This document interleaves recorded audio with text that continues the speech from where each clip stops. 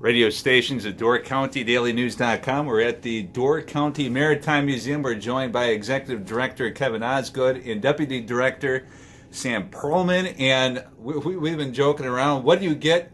A boat that's 100 years old and a lighthouse that's 150 years old? Maybe by the end of our conversation we'll figure it out. And first of all, thank you for having us here today. And first, let's talk about what's right outside the doors here at the Sturgeon Bay Museum, the Tug John Purves. And I always saw you have a pretty special flag hanging from the top of it. Can you kind of explain the 48-star United States flag? Absolutely. The 48-star U.S. flag was what the tug Butterfield flew when she first was afloat in 1919. And that's the name she was launched with was Butterfield, and she went to work with her sister tugboat, the Buttercup, believe it or not.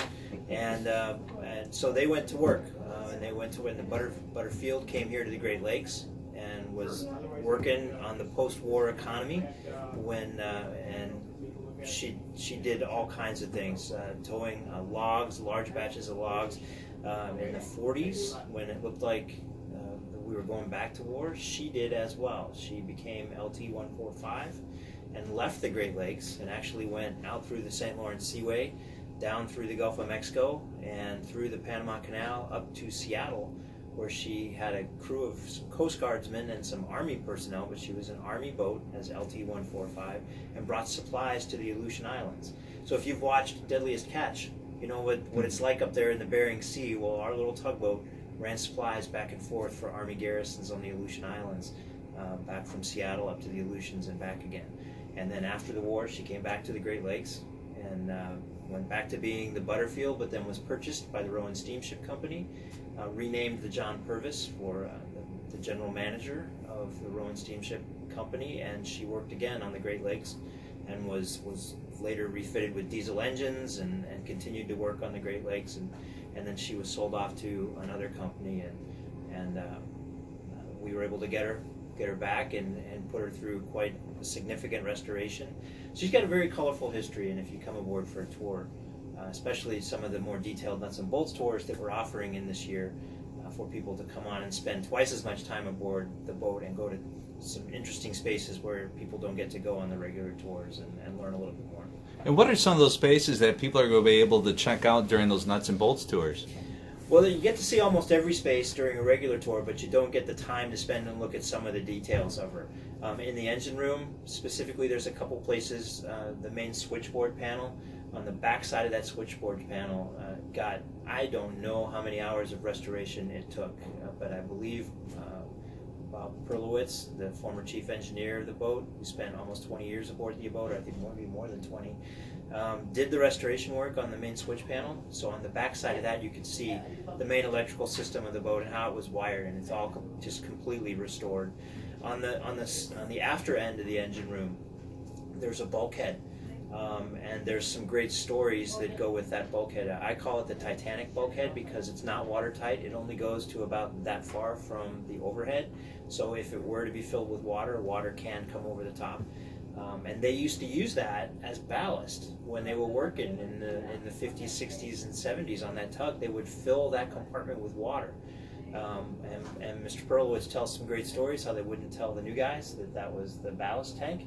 And when the boat would take some nice rocks or rolls and heel around during a turn, the water would spill over. And of course, if you're a new guy on the boat and all of a sudden there's water coming into the engine room, you're wondering why, and they would just laugh that that's the ballast tank, but it didn't have a top on it. So it was interesting that those type of stories, more personal details of things that happened on the boat while she was working. It's good to know that the Tug John Purves has a sense of humor as well. Yes, if the boat didn't, the crew certainly did. Absolutely.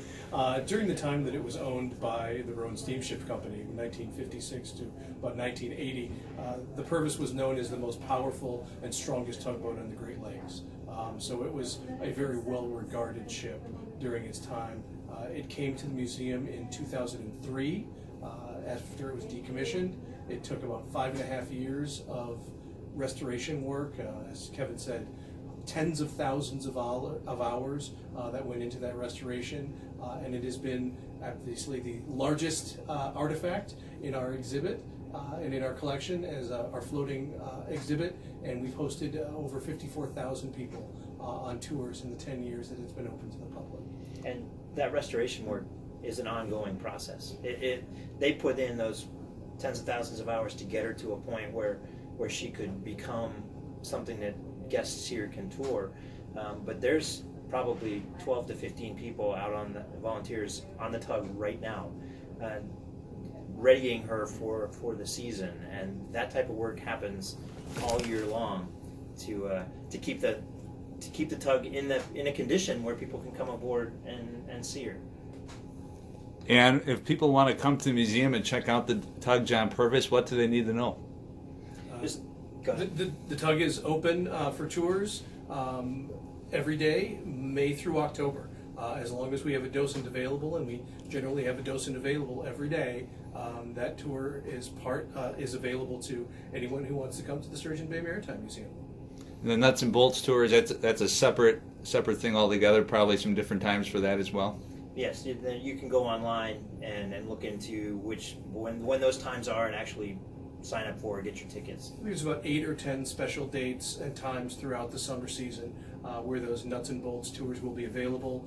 The tickets are available at doorcountytickets.com.